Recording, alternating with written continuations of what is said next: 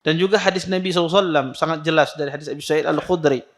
Nabi mengatakan mandi pada hari Jumat itu wajib bagi orang yang sudah balik.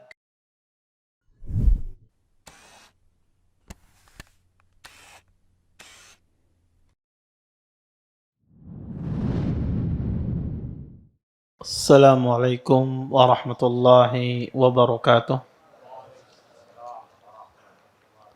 Innal hamdalillah nahmaduhu wa nasta'inuhu wa nastaghfiruh wa na'udzu billahi min shururi anfusina wa min sayyiati a'malina.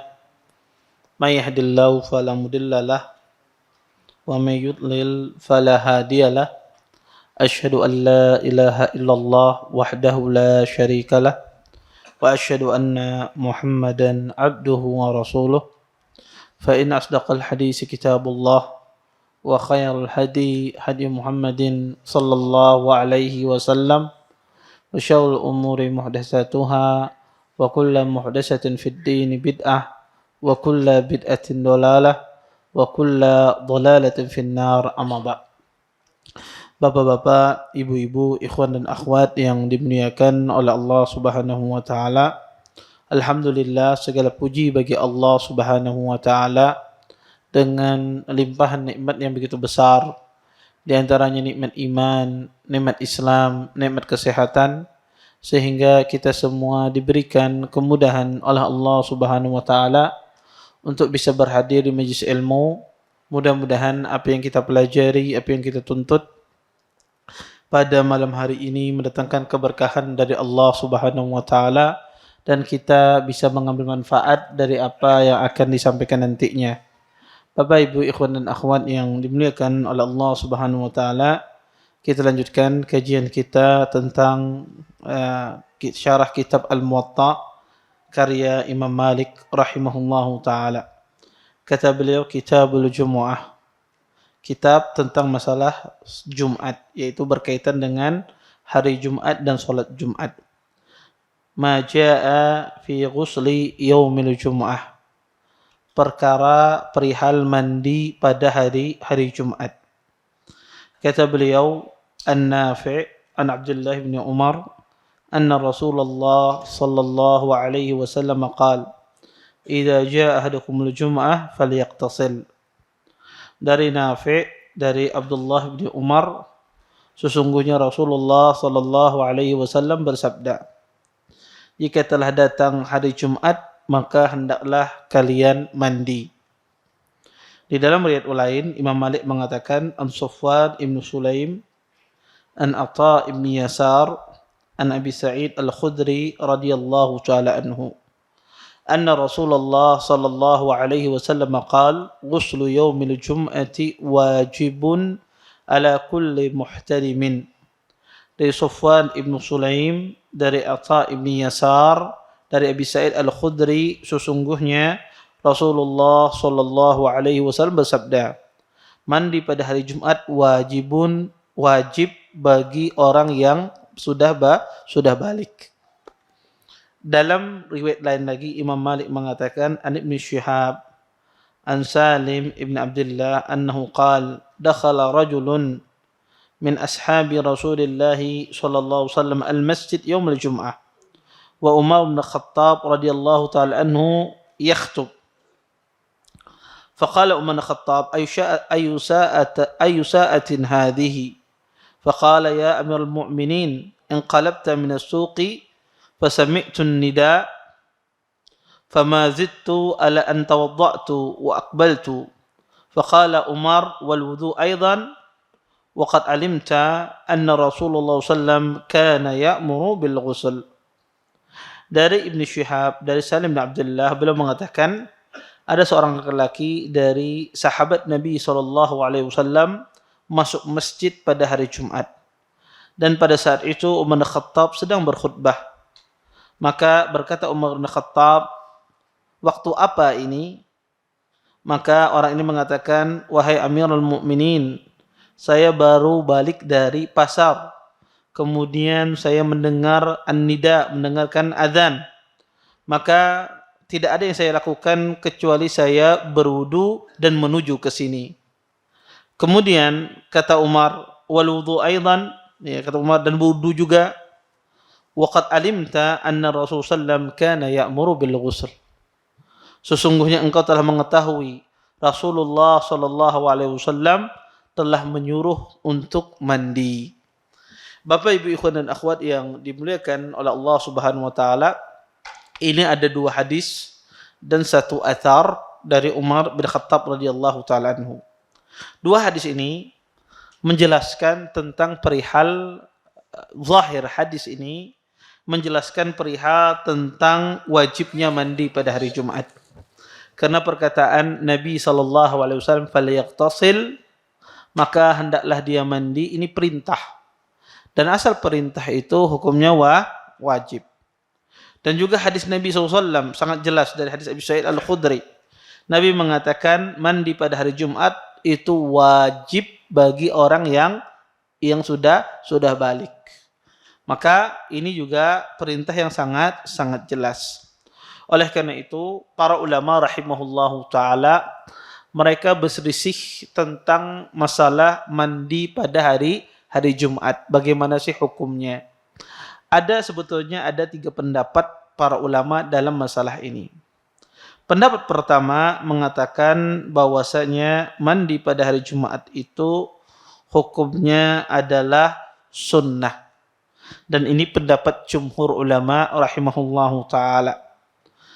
Pendapat yang kedua mengatakan mandi pada hari Jumat itu hukumnya wajib. Dan ini pendapat Zahiriyah. Ya. Dan dinisbatkan kepada Imam Ahmad. Sebuah riwayat dinisbatkan kepada Imam Ahmad.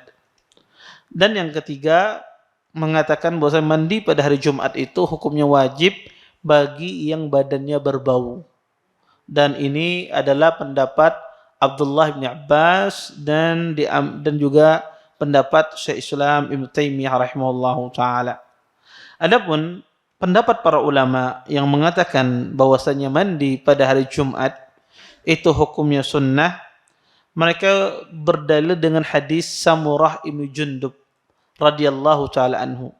Beliau mengatakan, "Anna an-nabiyya sallallahu alaihi wasallam qala, man tawadda'a lil jum'ah fa biha wa ni'mat, wa man ightasala fal ghuslu afdal." Kata Nabi sallallahu alaihi wasallam, barang siapa berwudu pada hari Jumat, maka itu sungguh kenikmatan. Dan barang siapa yang mandi, maka mandi pada hari Jumat itu yang terbaik. Maka perkataan fal ghuslu afdal menunjukkan mandi pada hari Jumat itu yang terbaik. Ini menunjukkan bahwasanya tidak wajib. Artinya ditinggalkan boleh. Kalau ditinggalkan maka dia meninggalkan afdaliyah. Kemudian ya, di antara dalil juga yang mereka mengatakan bahwasanya di antara dalil sunnah juga adalah hadis Abu Hurairah. Nabi SAW mengatakan, man tawadda'a fa ahsana al-wudu summa atal jum'ah fastama'a wa ansata ghufira lahu ma bainahu wa bainal jum'ah wa ziyadatu salasata ayyam wa man massal hasa faqad lagha. Kata Nabi SAW, barang siapa yang berwudu dan membaguskan wudunya kemudian datang pada hari Jumat mendengarkan khatib dan berdiam, maka Allah ampuni dosanya antara Jumat tersebut dan Jumat berikutnya dan tambahan 3 hari, jadi 10 hari. Dan barang siapa yang mengudak kerikil, ya, bermain dengan kerikil, faqad lagha, maka dia telah sia-sia Jumatnya. Maka di dalam hadis ini Nabi SAW mensyaratkan orang mendapat pahala Jumat cukup berwudu saja. Tidak disebutkan untuk mandi. Ini menunjukkan kata para ulama mandi pada hari Jumat itu hukumnya sunnah. Kemudian di antara dalil yang mengatakan mandi pada hari Jumat itu hukumnya wajib adalah hadis yang kita bacakan ini. Ya, hadis yang kita bacakan ini, ya, ini menunjukkan bahwasanya kata mereka asal perintah itu wajib, apalagi ada lafaz yang sharih. Tapi jumhur ulama mengatakan perintah di sini asalnya betul wajib kata para ulama. Tapi wajib ini dipalingkan dari hadis-hadis yang lain. yang menunjukkan hadis itu sunnah. Maka wajib di sini adalah perintah dalam perkara sunnah, bukan perintah yang bermakna wajib. Adapun perkataan hadis Nabi sallam, ghuslu yaumil jum'ah wajibun, mandi pada hari Jumat wajib, kata mereka ini makna wajib di sini adalah akid, sangat ditekankan, ditekankan. Kita menafsirkan ini maknanya akid, kata mereka, karena ada hadis yang mengatakan bahwasanya Nabi SAW mengatakan mandi pada hari Jumat itu yang terbaik. Pendapat yang kedua mengatakan bahwasanya mandi pada hari Jumat itu hanya wajib berdasarkan hadis-hadis ini. Adapun dalil jumhur itu mereka lemahkan. Dan antaranya hadis Samurah bin Jundub, man tawadda yaumil jum'ah fa bihi wa ni'mat wa man iktasala fal ghuslu afdal. Kata mereka hadis ini lemah. Betul, hadis Samurah itu sanadnya semuanya bermasalah. Semua sanadnya bermasalah yang mengatakan mandi pada hari Jumat itu afdal. Semua sanadnya bermasalah, tetapi jalurnya sangat banyak. Maka jalur yang sangat banyak ini ahlul hadis melihat bisa dihasankan. Sehingga derajatnya menjadi derajat hadis yang hasan. Kemudian pendapat yang ketiga yang mengatakan bahwasanya mandi pada hari Jumat itu ya wajib kalau ada bau yang tidak sedap. Mereka berdalil dengan hadis Aisyah. Kata Aisyah, kana an-nas yantabuna yawmal jum'ah min manazilihim wal awali fayatuna fil ghubar yusibuhumul ghubar wal araq fayakhruju minhumul araq fa ata Rasulullah sallallahu insanun minhum wa huwa indi faqala Nabi sallallahu law annakum tatahhartum liyaumikum hadza. Kata Aisyah, sesungguhnya manusia ketika dikumandangkan azan pada hari Jumat mereka turun ya dari rumah-rumah mereka ya mendatangi Jumat. Yang mereka datang ya dengan penuh debu ya karena mereka turun dari tempat yang tinggi ya, dari pekerjaan mereka yang mana ya mereka berdebu, baju mereka wal araq dan berkeringat ya. Kemudian ada seseorang yang datang ya kepada Nabi SAW. Kemudian Nabi mengatakan ya kepada orang tersebut, kalau seandainya engkau mandi bersuci pada hari ini. Maka di sini Nabi SAW menyuruh orang ini untuk apa? Bersuci. Kenapa? Karena adanya bau badan tersebut. Wallahu taala alam. Bapak Ibu ikhwan dan akhwat yang dimuliakan oleh Allah Subhanahu wa taala, pendapat yang paling kuat di antara tiga pendapat ini wallahu alam, mandi pada hari Jumat itu asalnya hukumnya sunnah. Asalnya hukumnya sunnah. Tetapi terlebih-lebih lagi kalau orang itu memiliki bau badan. Maka kalau bau badan tersebut mengganggu orang sembahyang, wajib dia mandi.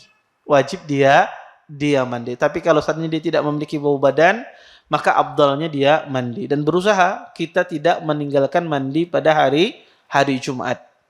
Kemudian Bapak Ibu ikhwan dan akhwat yang dimuliakan oleh Allah Subhanahu wa taala, para ulama khilaf dari hadis ini kapan waktu mandi pada hari Jumat. Apakah dikatakan orang mandi pada hari Jumat malam ini misalnya? Ya, karena malam ini sudah masuk hari Jumat. Kemudian dia mandi malam ini ya karena sudah malam Jumat. Ataukah yang dimaksudkan mandi pada hari Jumat itu pas hendak sembahyang Jumat? Ataukah yang dimaksudkan mandi pada hari Jumat itu habis asar Jumatnya boleh aja. Yang penting mandinya di hari Jumat. Maka ulama rahimallahu ta'ala khilaf dalam masalah ini.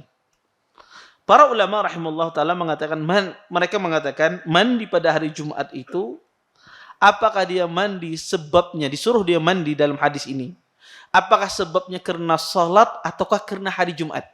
Jadi dalam hadis ini kita diperintahkan mandi. Diperintahkan mandi dalam hadis ini, kita ini diperintahkan mandi karena hendak sembahyangkah ataukah lantaran hari itu hari Jumat.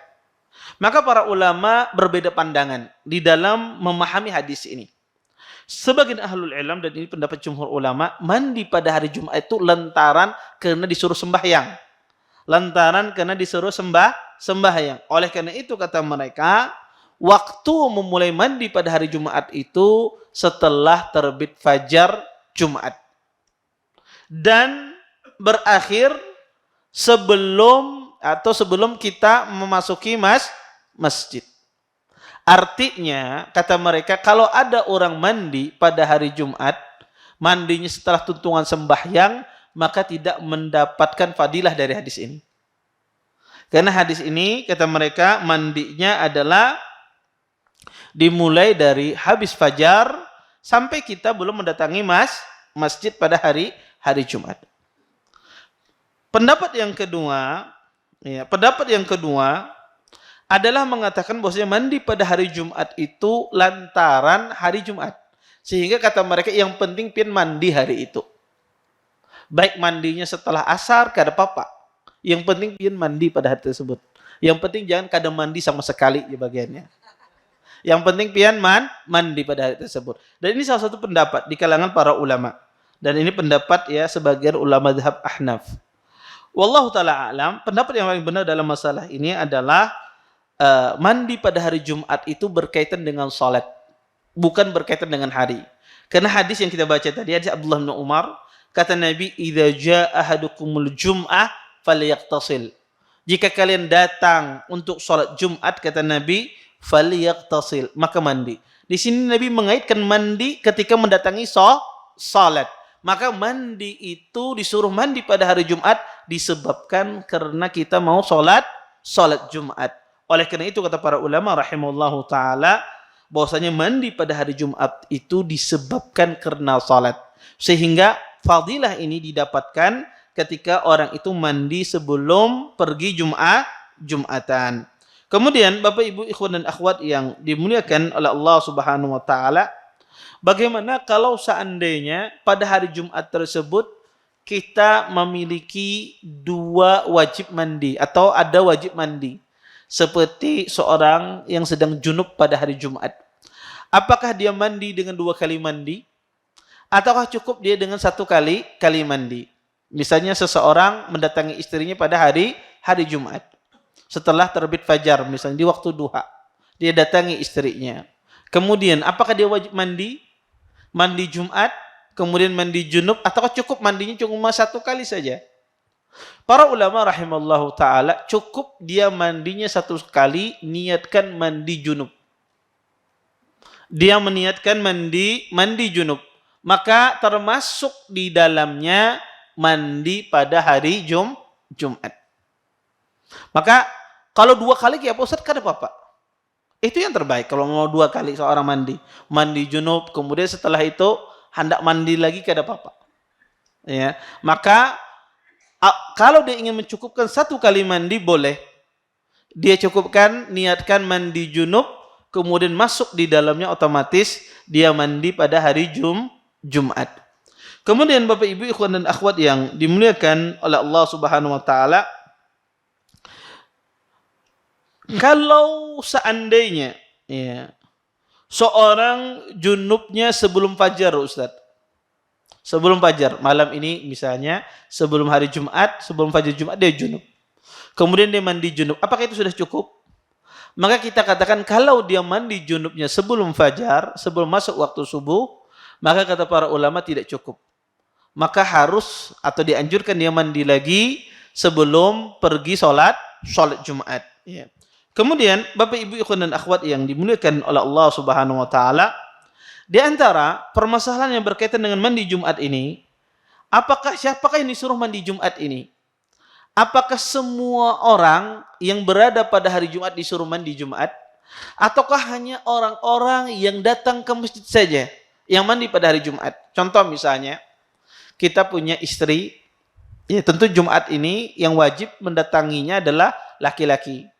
Seorang yang muslim, mukim, tidak musafir, balik, berakal, ya. Itu yang wajib itu yang disuruh dianjurkan mandi. Terus bagaimana dengan wanita yang dia sholat di rumah? Apakah disunnahkan juga dia mandi ataukah tidak? Karena hadis ini sifatnya umum.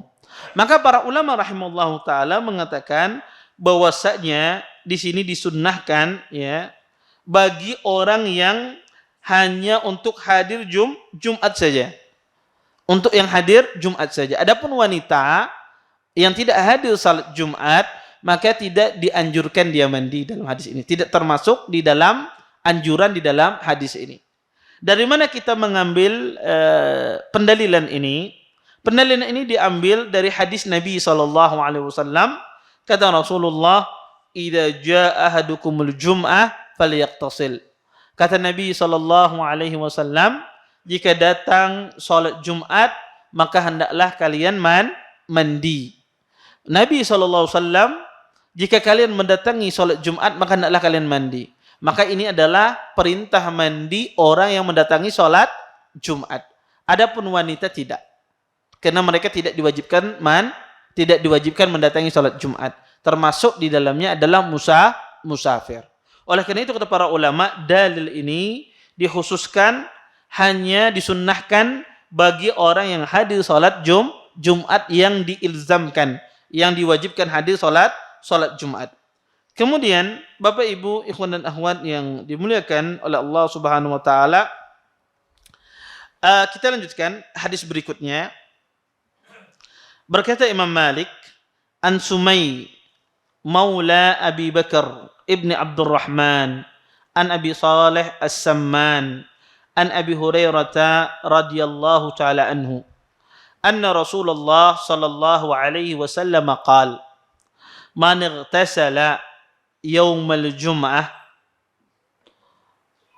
ghusl al-janabati summa raha faka'annama qarraba badanatan wa man raha fi as-sa'ati as-saniyah faka'annama qarraba baqaratan wa man raha fi as-sa'ati as-salisah faka'annama qarraba kabshan akran wa man raha fi as-sa'ati ar-rabi'ah faka'annama qarraba dajajatan wa man raha fi as-sa'ati al-khamisah faka'annama qarraba baydatan فإذا خرج الإمام حضرت الملائكة يستمعون الذكر.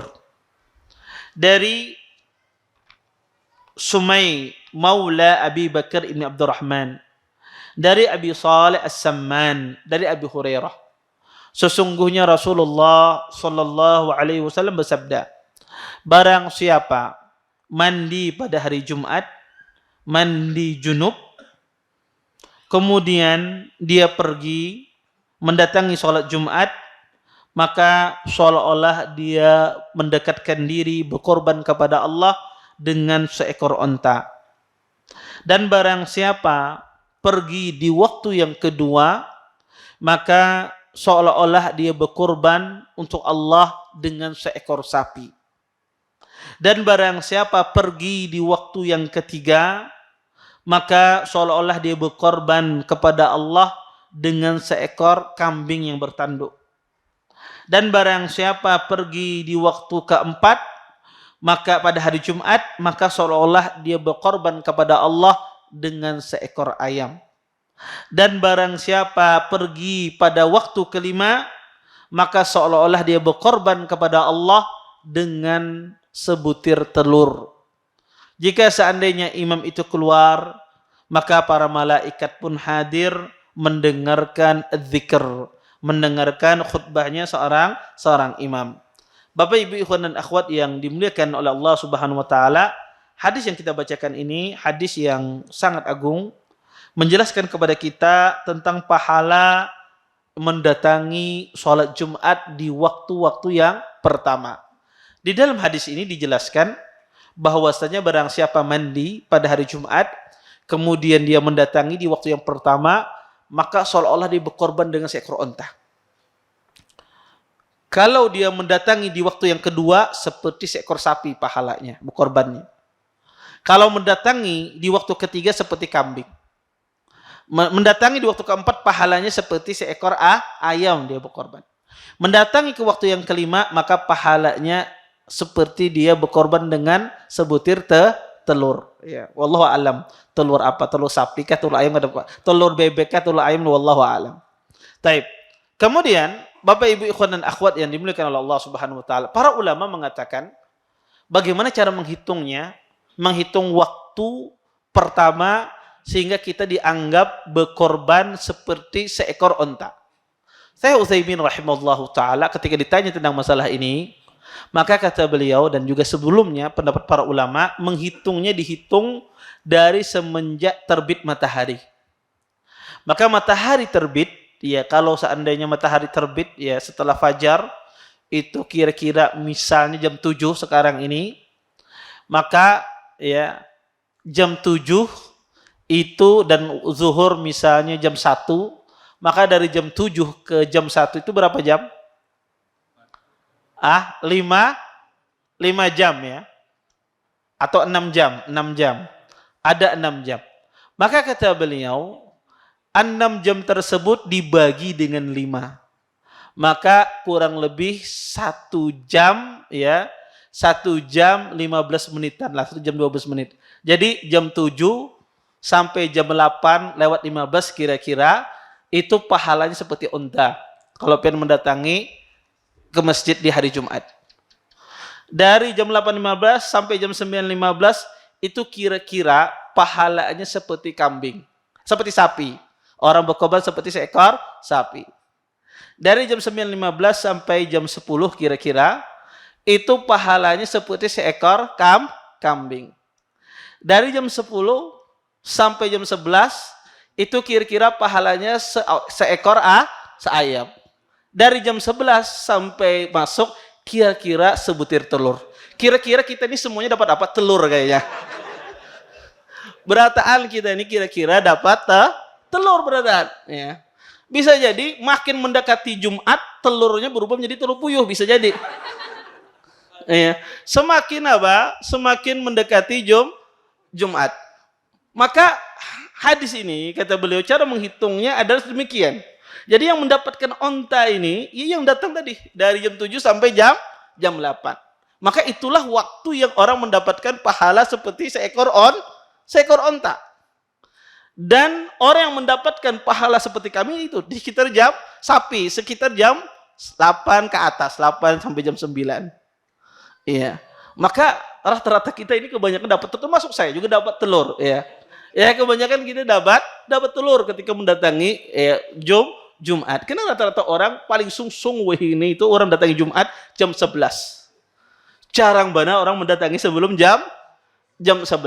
Jam 10 itu jarang banget. Ya. Maka rata-rata orang datang jam 11 itu sudah yang top luar biasa. Ya datang jam 11 itu. Ya. Maka hadis ini menjelaskan kepada kita pahala yang luar biasa. Dan ada hadis yang semisal ini yang disebutkan oleh Nabi subhanallah, mendatangi Jumat ini ada pahala yang luar biasa. Dan saya tidak menemukan pahala yang sangat besar kecuali di dalam hadis ini disebutkan. Di dalam hadis yang lain menjelaskan mendatangi Jumat, mendatangi salat Jumat. Pahalanya sangat besar sekali. Disebutkan dalam hadis Aus ibn As-Saqafi. Qal ra'aitu Rasulullah sallallahu alaihi wasallam yaqul. Kata Aus bin As-Saqafi, saya melihat Nabi SAW pernah berkata, kata beliau, Man ghassala waghtasala yawmul jum'ah.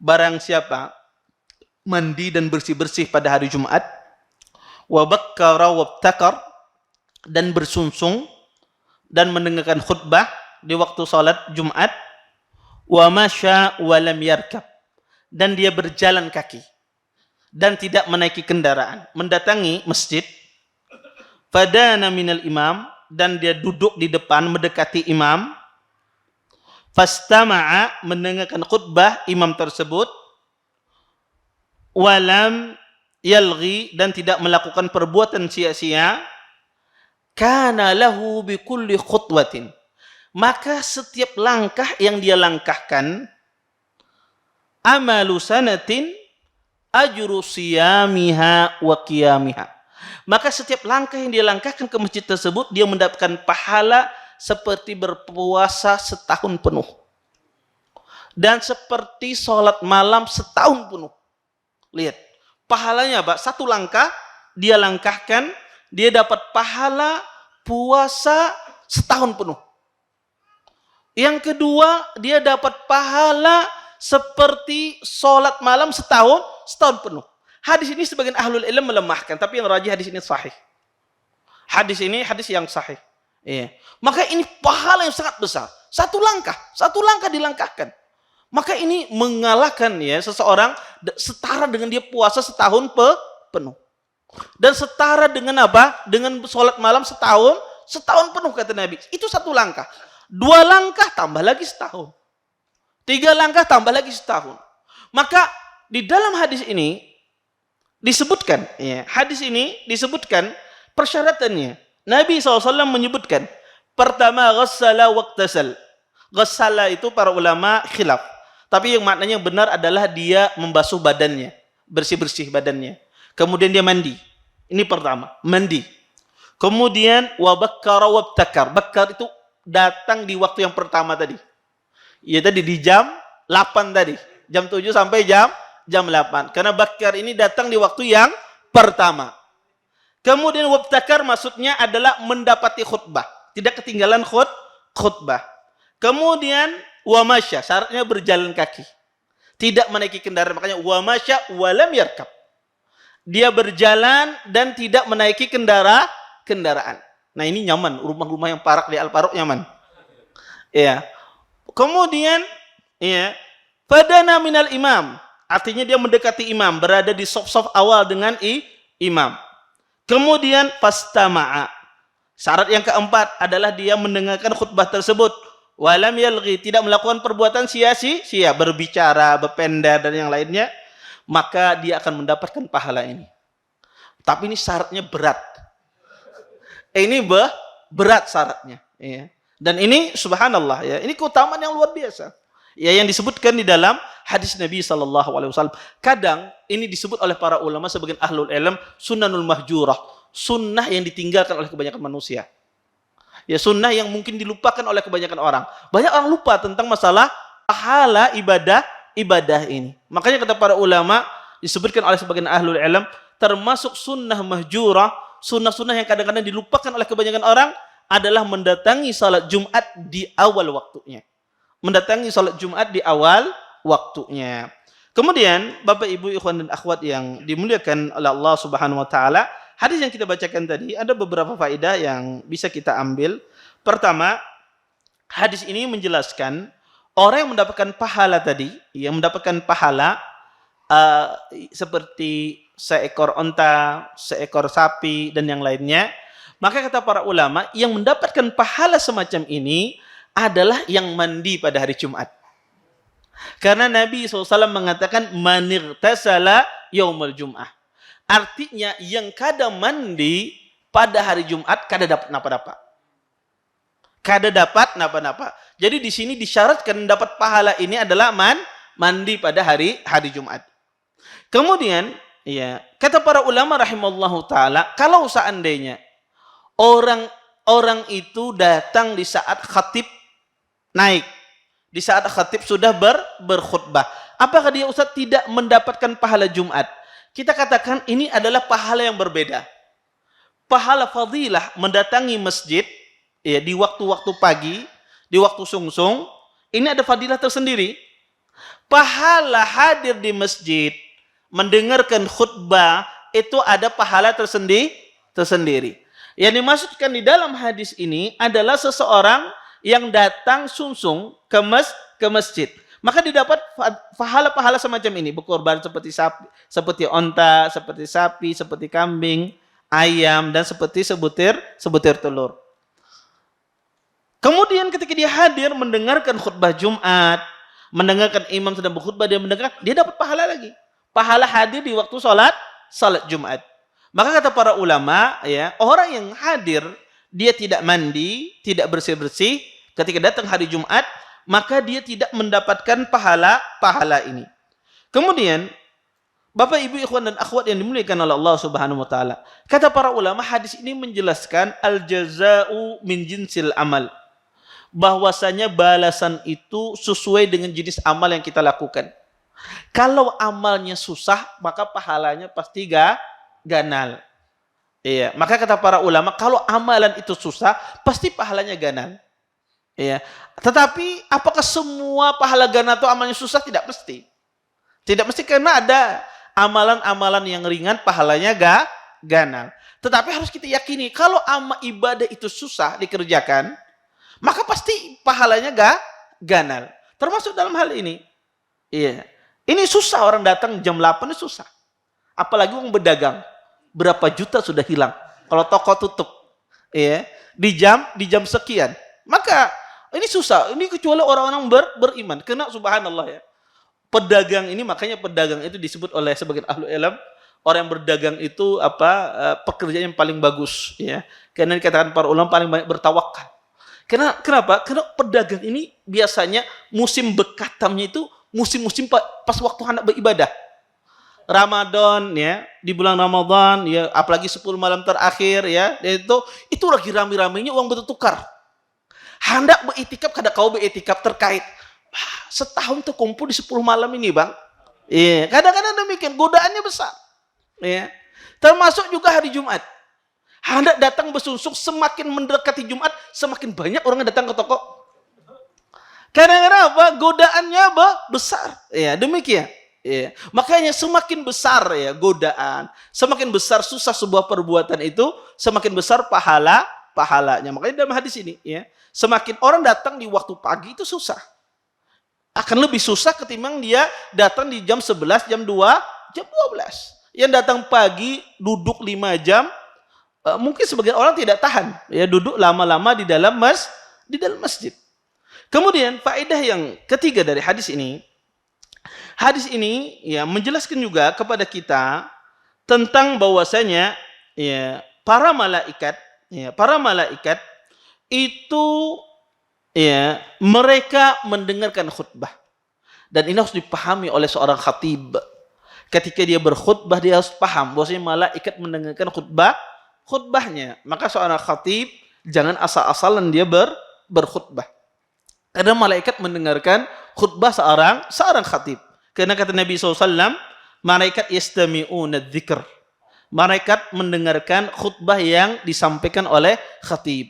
Kalau malaikat mendengarkan khutbah, maka sudah selayaknya manusia yang dilihat oleh khatib, maka selayaklah dia mendengarkan apa yang disampaikan oleh seorang khatib, dan selayaklah dia fokus apa yang disampaikan oleh seorang khatib. Karena subhanallah ada sebagian orang itu emang tabiatnya ngantuk, di mana-mana ngantuk. Pokoknya ambil duit aja kadang ngantuk. Kadang di mana-mana ngantuk, bawa kajian guring, pokoknya ngantuk. Ada tabiat orang demikian. Ya. Maka ini penting, harus diubah. Ya. Harus diubah bahwasanya seseorang ketika ada khatib, apalagi hari Jumat, yang kita wajib mendengarkannya, maka didengarkan. Kemudian di antara faedah juga dari hadis ini adalah menjelaskan kepada kita tentang masalah khutbah itu disebut dengan zikir. Di antara khutbah itu juga disebut oleh para ulama dengan zikir.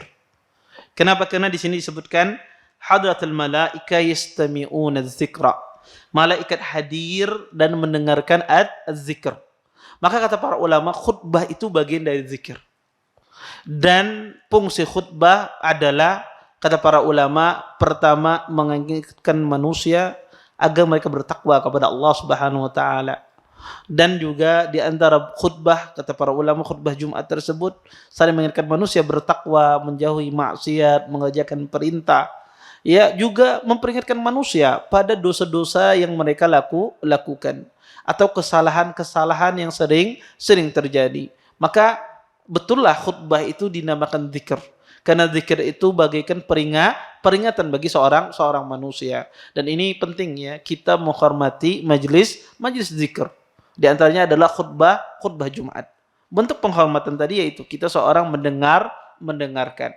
Maka kalau datang rasa bosan ketika mendengarkan khutbah, maka kita berusaha ya, kita bawa ya diri kita paksa diri kita untuk mendengarkan. Makanya sebelum Jumat ya, seseorang hendaknya dia mempersiapkan dirinya. Kalau tidur maka tidur. Kalau dia ingin tidur terlebih dahulu di waktu pagi tersebut, biar fit dia mendengar khutbah Jumatnya, tidur. Ya. Kemudian dia datang ketika khutbah Jumat dalam kondisi fit, kondisi memahami apa yang disampaikan oleh khatib. Karena Jumat itu subhanallah ya memiliki peran yang sangat penting. Karena banyak orang itu dapat hidayah di waktu dia mendengarkan khutbah Jumat. Berapa banyak orang itu dia tahu al-haq ketika mendengarkan khutbah Jumat. Makanya pantaslah disebut khutbah Jumat itu sebagai az-zikr. Kemudian Bapak Ibu ikhwan dan akhwat yang dimuliakan oleh Allah Subhanahu wa taala, para ulama rahimahullahu taala mengatakan bagaimana dengan seorang imam? Apakah dia mendapati fadilah ini? Padahal imam itu datangnya terakhir sunnahnya.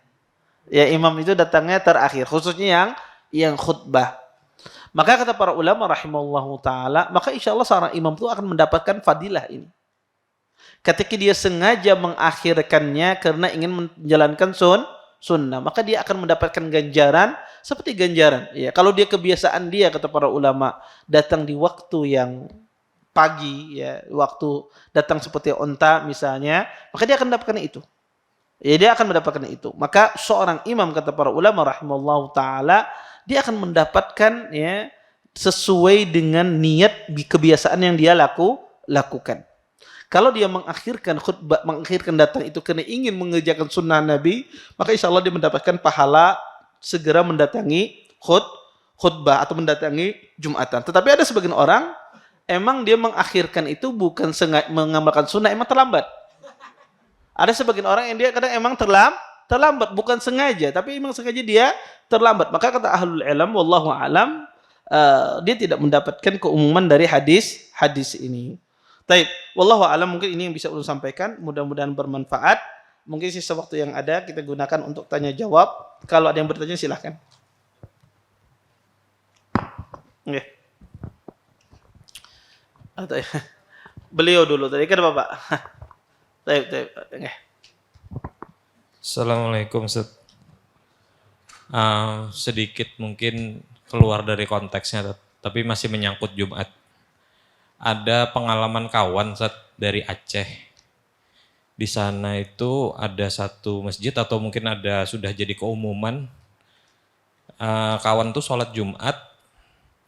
Setelah sholat Jumat berakhir, kemudian qomat lagi Ustaz untuk melaksanakan sholat zuhur. Jadi kawan ini bingung.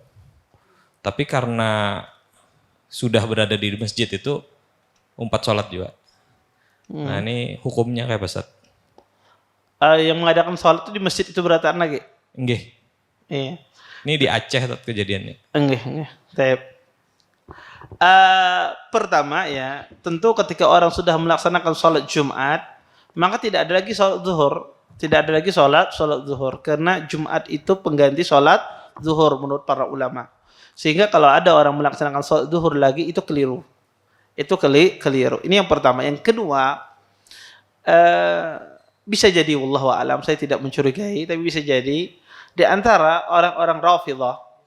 Orang Rafidhah itu mereka tidak ada sholat Jumat di belakang imam, kecuali di belakang Imam Mahdi. Makanya mereka tidak ada Jumat. Kalau ada Jumatan, mereka melakukan taqiyah. Taqiyahnya seperti apa? Taqiyahnya dia pura-pura sholat bersama kaum muslimin. Ketika imam salam, langsung dia berdiri. Kalau Anda lihat ada orang itu langsung berdiri setelah imam salam, orang menyangkanya dia sholat sunnah. Padahal dia tidak sholat sunnah. Tapi yang dia lakukan adalah sholat zuhur. Yang dia lakukan adalah sholat zuhur.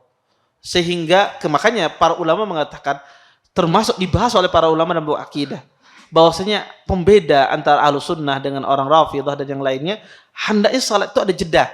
Baik itu jeda dengan zikir, jeda dengan berpindah tempat duduk, jeda dengan berbicara, sehingga memisahkan antara sholat dengan sholat sunnah berikutnya. Maka kalau Anda lihat di Masjid Nabawi, itu sering sekali kalau dalam sholat Jumat, itu kalau dia salam, imam salam, itu orang-orang Rafidhah dari Iran dan semisalnya, mereka langsung berdiri semua. Orang yang tidak paham menyangkanya apa? Dia sholat sunnah ba'diyah, ya setelah Jumat. Padahal tidak, dia sholat zuhur. Karena dia tidak melihat sholat Jumat kecuali di belakang Imam Mahdi. Dan Imam Mahdi mereka di Sardab sana. Ya, lubangnya halus. Ya, taib. Nanti akan keluar dari sana katanya. Taib.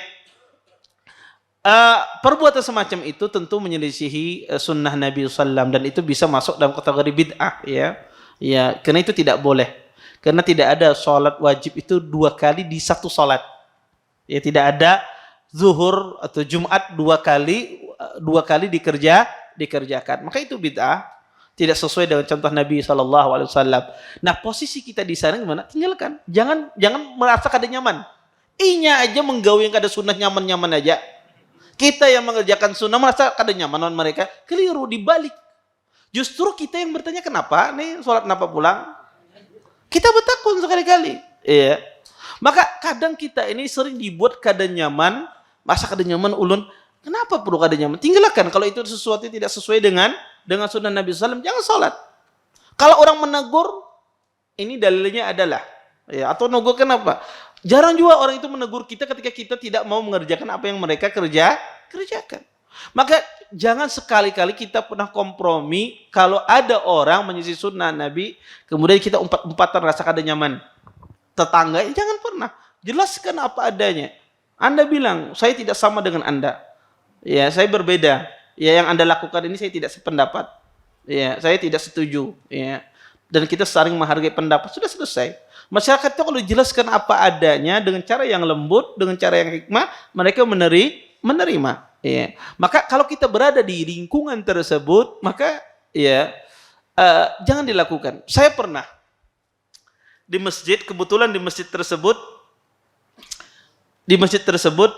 mungkin kebetulan saya satu-satunya mungkin yang dilihat ustadz mungkin mengerti bahasa Arab. Ada salah satu ya dari jamaah ya orang salah satu ya dari saya tahu disebut jamaah tablik lah istilahnya, memberikan kultum tapi pakai bahasa Arab. Orang Arab.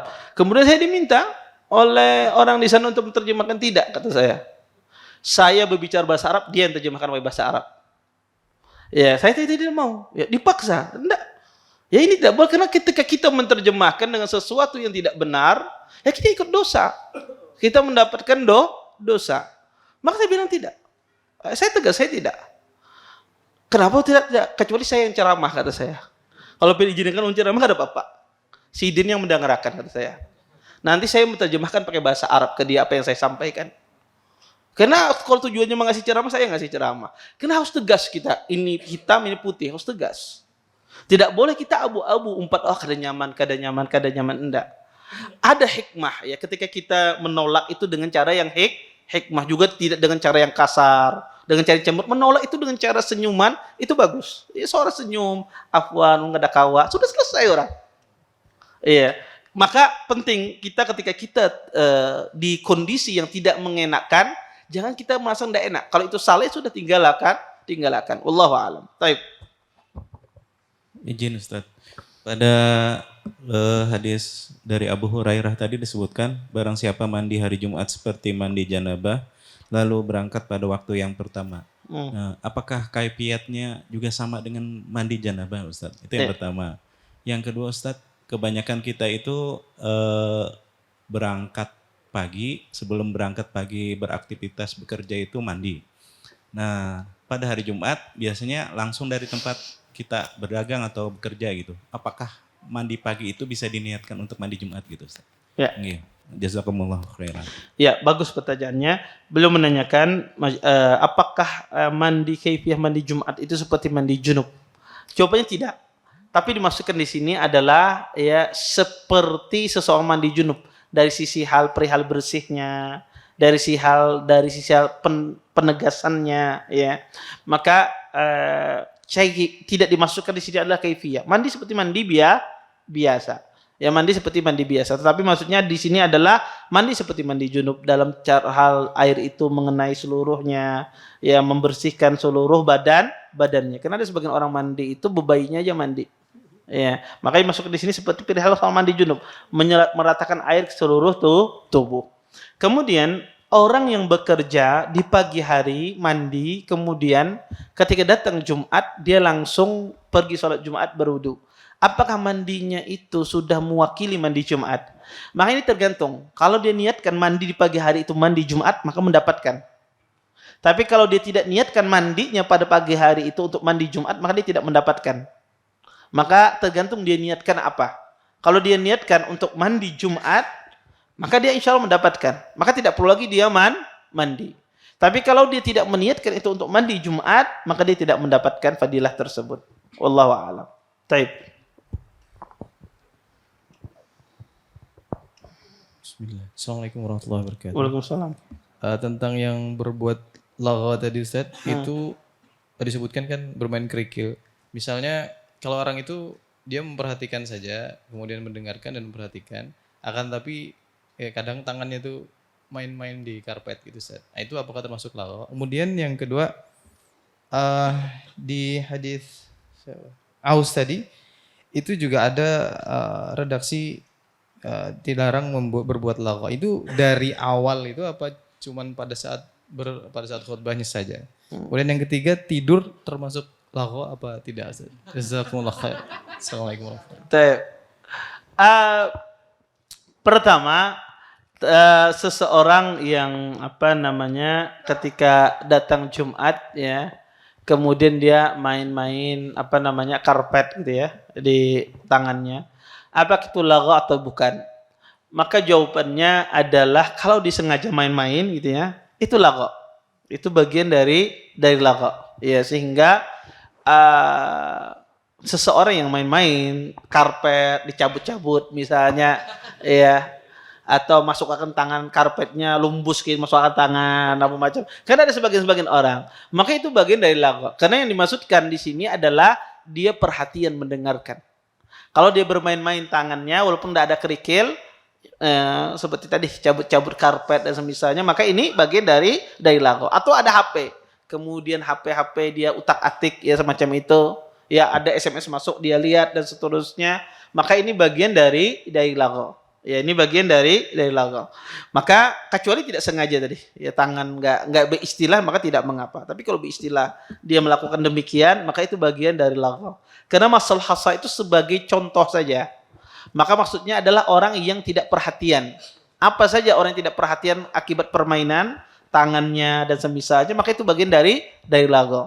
Atau seseorang memainkan tangannya kayak gini, ya apa macam tanpa ada sebab. Ya, ini bagian dari juga lagho. Ya, bagian dari lagho. Karena dia tidak mendengarkan khutbah.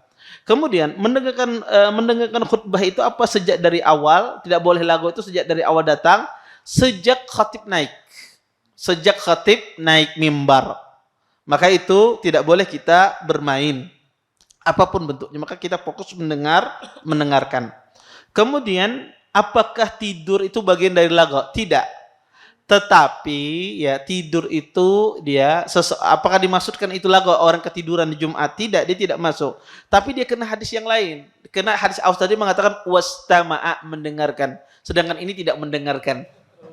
Ya, dia ini tidak mendengarkan. Kalau itu atas dasar ketidaksengajaan, ya tidak mengapa. Tapi kalau atas dasar itu sengaja ya hendak guring dan semisalnya, maka dia tidak mendengarkan khutbah karena lafaznya itu wastama'a walam yalgha. Dia mendengarkan dan tidak berbuat yang sia-sia.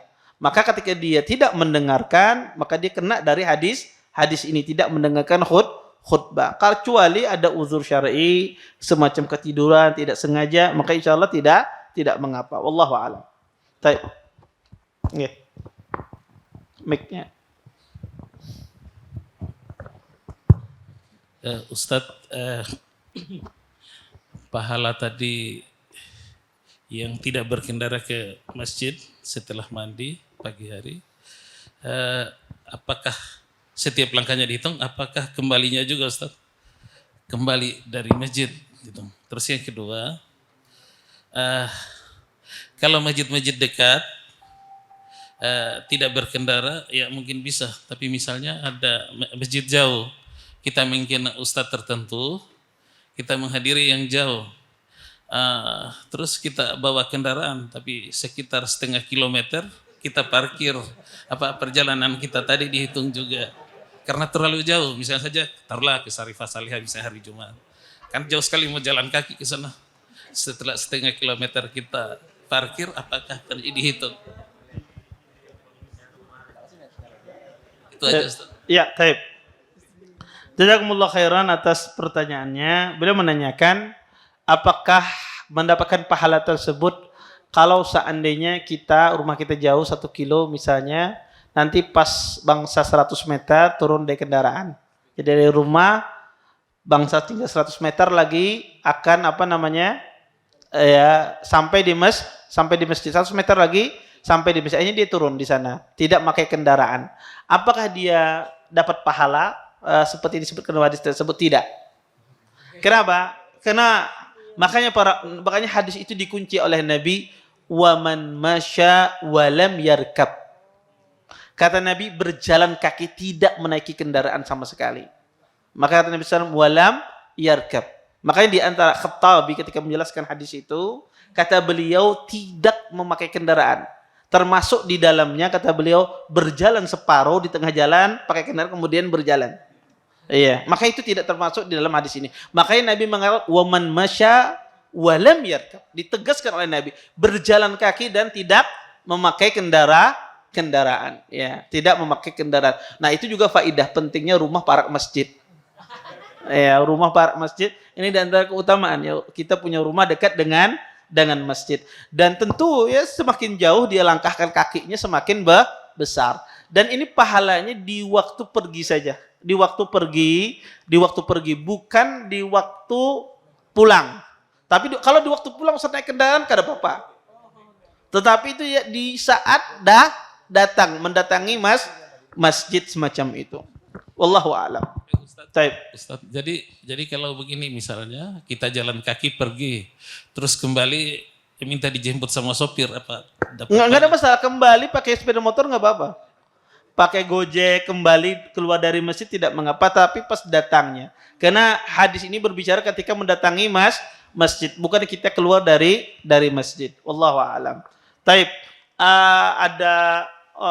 Silakan. Barakallahu fikum Ustaz. Mau nanya terkait dengan bau sebenarnya Ustaz dan mandi.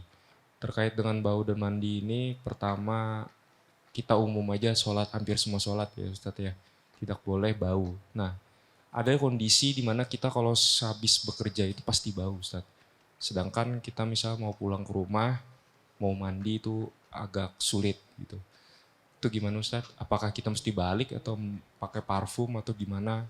Atau sama sekali meninggalkan sholat berjamaah di musola atau masjid. Kemudian terkait dengan bau juga, misal nih tadi berjalan ke masjid, siang hari di bolong itu biasanya apalagi yang punya air yang banyak, sedikit aja kena panas langsung itu menimbulkan bau Ustaz. Nah itu gimana Ustaz ininya? Apakah kita harus mandi lagi di masjidnya karena kita ingin ngikutin sunnah Nabi yaitu berjalan tadi atau gimana Ustaz? Jazakallah khair. Iya. Jazakumullah khairan atas pertanyaannya. Pertama saya ingin mengkelirkan dulu, bukan berarti maksudnya adalah tidak boleh naik sepeda motor. Jadi jangan sampai nanti isu Jumatan berjalan kaki berataan. Jangan Ustaz kada boleh sepeda motor. Artinya yang hendak mendapatkan fadilah dari pahala seperti setahun penuh ya. Puasanya macam itu syaratnya banyak. Tidak jalan kaki aja, datangnya di awal waktu. Iya. Kalau berjalan kaki misalnya datangnya jam 10 sudah lapas sudah itu. Kada dapat. Tapi ada datangnya di awal waktu.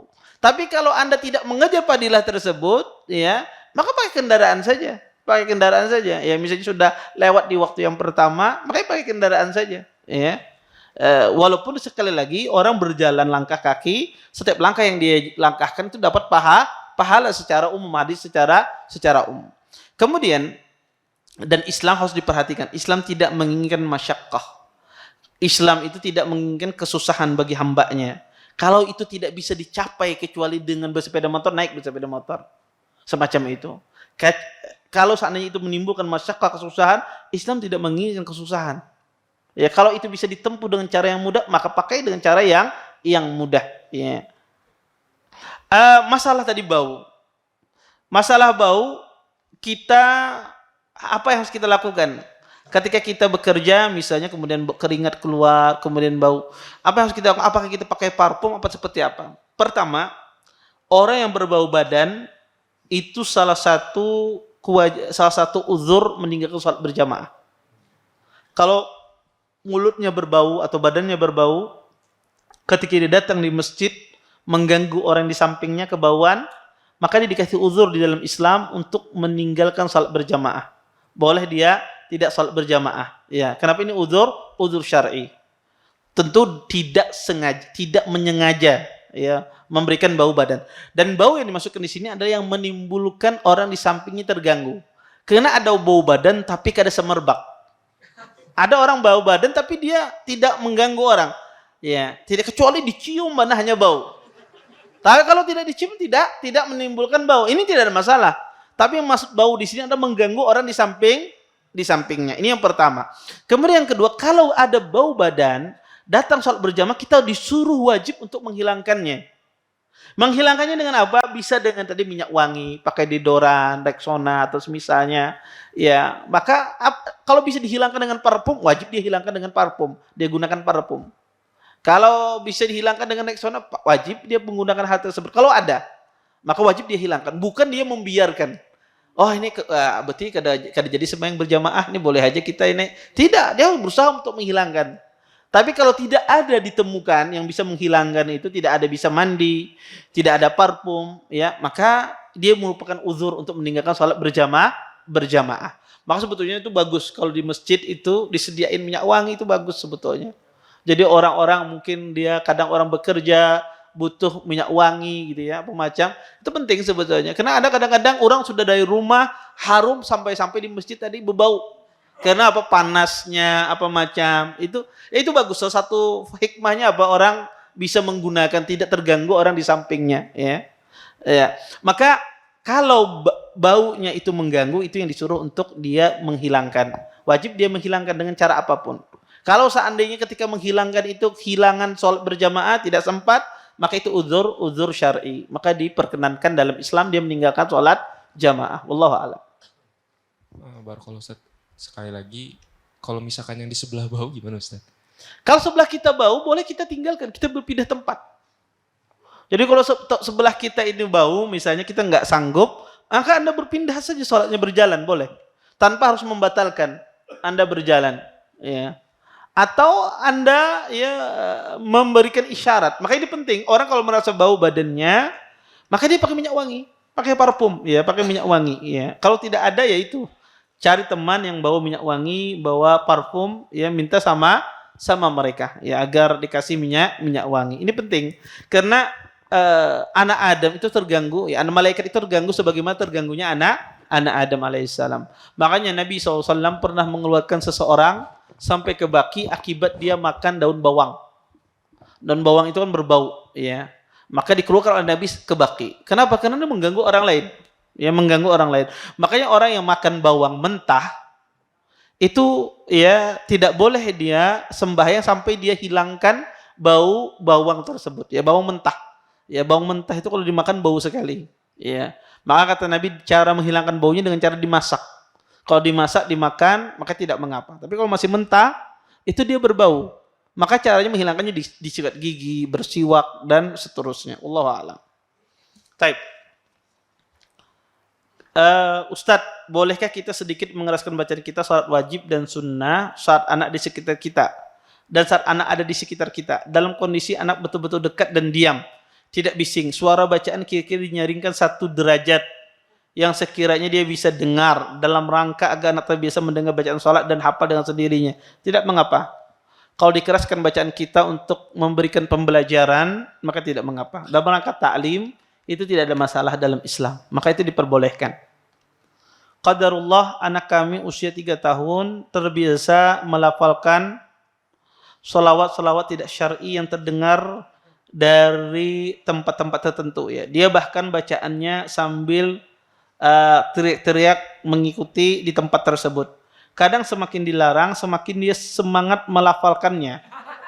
Bahkan saat di kamar mandi juga. Apakah ada saran sebaiknya bagaimana Ustadz? Jazakumullah khairan. Maka sarannya adalah diajari, berarti dia ini jarang diajari sholawat yang syar'i.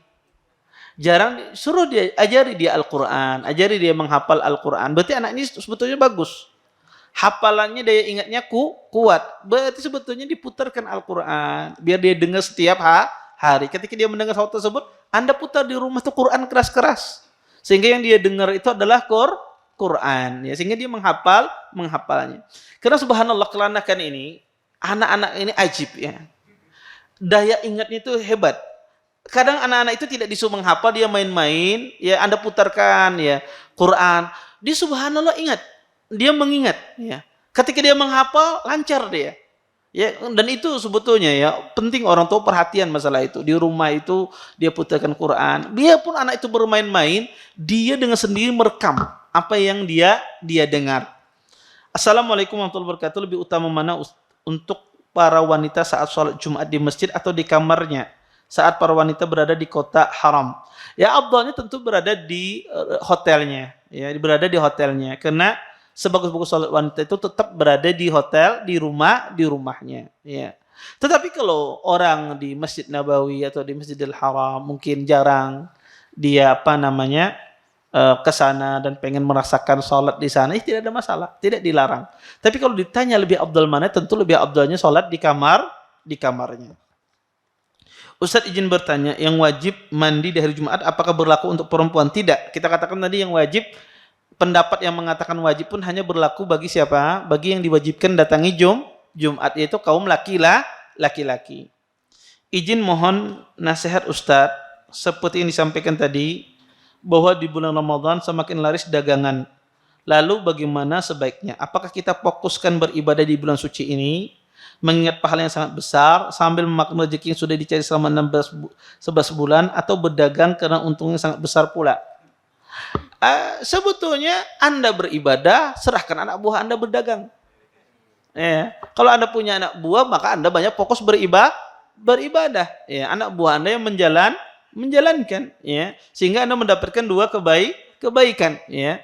Maka Anda banyak-banyak beribadah. Tentu kalau kita disuruh mencari mana Ustaz, ya tentu disuruh kita banyak beribadah. Tetapi kalau bisa seorang mencari nafkah menggunakan orang lain, ya, orang mencari pekerjaan dan kebetulan dia punya anak buah misalnya, maka sudah Anda fokus beribadah, anak buah Anda menjalankan usaha Anda. Bukan berarti tidak boleh berusaha di bulan Ramadan, boleh, ya. Tetapi kita juga harus memberikan porsi besar di dalam masalah beribadah kepada Allah Subhanahu wa taala. Assalamualaikum Ustaz, izin bertanya, kalau pada saat di kantor bagaimana Ustaz? Karena nggak bisa mandi buat Jumatan. Maka mandi sebelum pergi kantor. Niatkan mandi Jumat. Jadi pas mau berangkat kerja jam 6 gitu ya. Niatkan mandi untuk salat Jumat. Sudah cukup. Hayakallah wa bayakallah Ustaz. Apakah boleh sholat ba'diyah isya dengan jahar? Pada asalnya sholat ba'diyah itu, sholat sunnah rawatib itu disirkan, tidak dijaharkan. Tapi kalau seandainya ada orang yang ingin menjaharkan, ya tidak mengapa sekadang sewaktu-waktu. Seperti dia ingin murojaah hafalannya, perlu dia keraskan suaranya misalnya, maka tidak mengapa orang-orang semacam ini. Misalnya antum punya hafalan setengah juz, pengen antum murojaah di sholat sunnah rawatib, maka ini tidak mengapa. Ustadz, kalau saya ingin jaharkan saya keraskan sholat malam itu, maka pada asalnya sholat malam itu boleh dikeraskan. Sholat sunnah rawatib itu adalah sholat malam, maka dia boleh dikeraskan. Wallahu a'lam. Taib. Mungkin itu yang bisa saya sampaikan. Mudah-mudahan bermanfaat. Kita tutup dan doa kafatul majelis. Subhanakallahumma bihamdika asyhadu an la ilaha illa anta astaghfiruka wa atubu ilaik. Assalamualaikum warahmatullahi wabarakatuh. Terima kasih. Jazakumullah khairan wa barakallahu fikum. Video ini dibuat atas partisipasi dari donasi Anda. Semoga menjadi amal jariah bagi Anda semuanya.